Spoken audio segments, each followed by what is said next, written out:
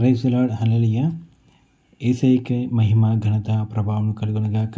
ఈ ఉదయకాల సమయంలో తండ్రి మనతో మాట్లాడుచున్న మాట చూడండి. న్యాయాధిపతులు 13వ అధ్యాయము 14వ వచనంలో, ఆమె ద్రాక్షారసమైనను మద్యమునైనను త్రాగకూడదు, అపవిత్రమైన దేనినైనను తినకూడదు, నేను ఆమెకు ఆజ్ఞాపించిందంతయు ఆమె చేసుకునవలెనని మనోహతో చెప్పాను.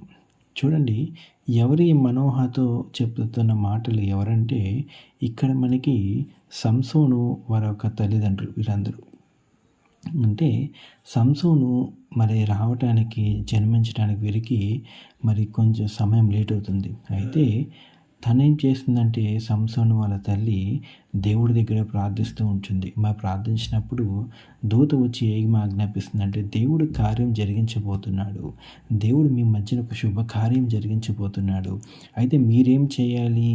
మీరు ద్రాక్షరసమైనను మద్యమునైనను త్రాగకూడదు, అపవిత్రమైన దేనినైనను తినకూడదు, నేను మీకు ఆజ్ఞాపించిందంతయు మీరు చేయవలనని చెప్పి అంటున్నాడు. ఎందుకని ఈ మాట పలుకుచున్నాడు అంటే, మరి దేవుడు మన పక్షాన కార్యం చేయాలంటే మనము, దేవుడు మనకి ఏ ఆజ్ఞలైతే ఇచ్చాడో అదే ఆజ్ఞ ప్రకారం మనం ఉండాలి.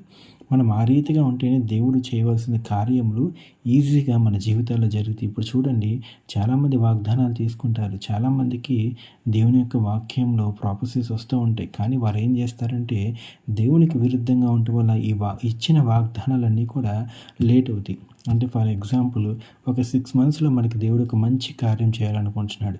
మనం ఏం చేస్తున్నామంటే, మనం లోకరీతిలో పడిపోయి దేవునికి దూరం పెట్టేసరికి ఈ 6 months కాస్త ఒక్కొక్కసారి 1 year లేట్ అవ్వచ్చు, 3 years అవ్వచ్చు, 6 years కూడా అవ్వచ్చు. కానీ కార్యం జరిగిద్ది. వాగ్దానం చేసిన వాడు నమ్మదగిన వాడు, కార్యం చేస్తాడు. కాకపోతే మనం దేవుని పరంగా ఉంటే తొందరగా అందుకుంటాం. దేవుని పరంగా లేకుండా లోకంలో ఉంటే ఇంకా కష్టాలు ఎక్కువ అనుభవిస్తాం, ఇంకా ఎక్కువ నిందలు అనుభవిస్తాం, ఇంకా ఎక్కువ అనుభవిస్తాం. అందుకే దేవుడు క్లియర్గా ఏం చెప్తున్నాడంటే, ఈ కార్యం జరగాలి కాబట్టి అపవిత్రమైన దేనినైనా మీరు తినకూడదు. అసలు దేవుడు ఏమంటే, ఆజ్ఞాపించిందంతయు ఆమె చేసుకునవలని, అంటే ఎవరికైతే ఆజ్ఞాపిస్తాడో దేవుడు ఏ రీతిగా ఉండమని మనకు వాక్యానుసారంగా చెప్తున్నాడో అదే రీతిగా మనం ఉండాలి. ఆ రీతిగా ఉంటేనే దేవుని యొక్క క్రియలు, ఆయన తలంపులు మన జీవితాల్లో తొందరగా జరుగుతాయి. ఇవి తెలియక చాలామంది ఎన్నో పాటలు, ఎన్నో ఇబ్బందులు పడుతూ ఉంటారు. కానీ చూడండి, వాక్యానుసారంగా ఉంటేనే క్రైస్తవులకు ఆశీర్వాదము. వాక్యానికి విరుద్ధంగా ఉంటే క్రైస్తవులకు ఆశీర్వాదం రాదు. దేవుడు బైబిల్ కూడా ఎక్కడ చెప్పలేదు, మీరు వాక్యానికి విరుద్ధంగా ఉండండి, నేను మీకు ఆశీర్వాదం ఇచ్చేస్తానని కూడా దేవుడు ఎక్కడ చెప్పలేదు. అందుకే నిజంగా దేవుని యొక్క ప్రియులారా, ఇది జ్ఞాపకం చేసుకోండి. ప్రతి ఒక్కరూ కూడా వారి లోకంలో వాళ్ళు ఉంటారు, కానీ మనము దేవుని పరంగా ఉండాలి, వాక్యానుసారంగా మనం ఉండాలి. ఇది క్రైస్తవుడికి ముఖ్య లక్షణం. ఈ చిన్న వాక్యం దేవుడు దీవించి ఆశీర్వదించిన గాక. ప్రార్థన చేసుకుందాం. సర్వశక్తిమంతుడా, సర్వాధికారి, మీకే వందనాలు, మీకే కృతజ్ఞతాస్తులు చెల్లిస్తున్నాను నా పరమ తండ్రి. రాజానికే వందనము, దేవానికి స్తోత్రం చెల్లిస్తున్నామయ్యా. అవును నా పరమ తండ్రి, నీవు ఎన్నో వాగ్దానాలు, ఎన్నో ఆశీర్వాదాలు నా పరమ తండ్రి మాకు ఇవ్వటకు నా పరమ తండ్రి నువ్వు సిద్ధంగా ఉన్న విధానాన్ని బట్టి మీకే స్తోత్రములు అయ్యా.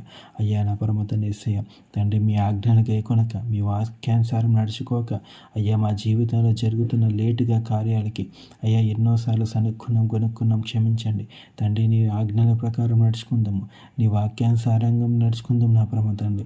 అయ్యా మమ్మల్ని అందరినీ నా పరమ తండ్రి క్షమించి అయ్యా, మా జీవితాల్లో నువ్వు చేయవలసిన కార్యములన్నీ కూడా యేసుక్రీస్తు నామంలో జరిగించమని అడుగుతున్నాను నా పరమ తండ్రి. రాజా వందనములు, దేవానికి స్తోత్రము. దీనుని అల్పుల్ని జ్ఞాపకం చేసుకోండి అయ్యా, వృద్ధుల్ని జ్ఞాపకం చేసుకోండి. ఎంతమంది నీ సన్నిధానంలో ఉన్నారు వారందరినీ జ్ఞాపకం చేసుకోండి అయ్యా. రాజా వందనములు, దేవానికి స్తోత్రములు.